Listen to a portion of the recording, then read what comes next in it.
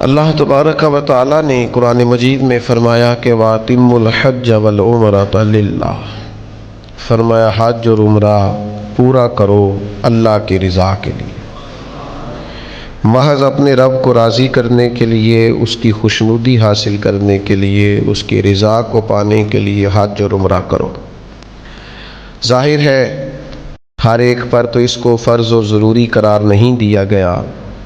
من استطاع الیہ سبیلا، یہ اسی کے لیے ہے جس کو اللہ تعالیٰ اس راستے کی وسعت اور استطاعت عطا کرے۔ باقی جس شخص کے پاس طاقت ہو، وسعت ہو، وقت ہو، جسمانی طور پر، مالی طور پر وہ یہ کام کر سکتا ہو، اس کو چاہیے کہ وہ کوشش کرے اللہ کے گھر کی زیارت کرنے، اس کو چاہیے کہ وہ قصد کرے رسول رحمت علیہ السلام کے روضہ اطہر پر حاضری دینے، نبی کریم علیہ السلام کی مقدس مسجد نبوی شریف میں عبادت کرنے کا۔ مسند ابو یعلا میں بہقی شریف میں حضرت ابو ہریرہ رضی اللہ تعالیٰ عنہ سے حدیث مروی ہے،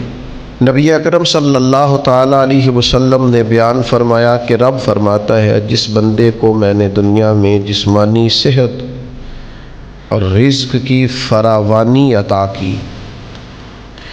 پھر بھی وہ 4 یا 5 سال کے اندر میرے پاس نہ آیا، یعنی میرے گھر کعبۃ اللہ نہ آیا، تو رب فرماتا ہے بندہ بڑا محروم ہے۔ یہ بہقی میں بھی موجود ہے اور مسند ابو یعلا۔ اللہ نے وسعت دی ہے، اگرچہ علماء نے لکھا ہے کہ یہ وجوبی حکم نہیں ہے، کیونکہ حج صرف زندگی میں ایک بار ہی فرض ہے، لیکن اگر جسم میں بھی طاقت ہو اور مالی طور پر بھی وسعت ہو تو حدیث یہی بتاتی ہے کہ کم از کم 5 سال میں ایک دفعہ اگر اللہ رسول کی بارگاہ کی حاضری ہو جائے تو این سعادت بزور بازو نیست۔ تو بھائی کوشش کی جائے، ہمت کی جائے، بیت اللہ شریف کا سفر کیا جائے۔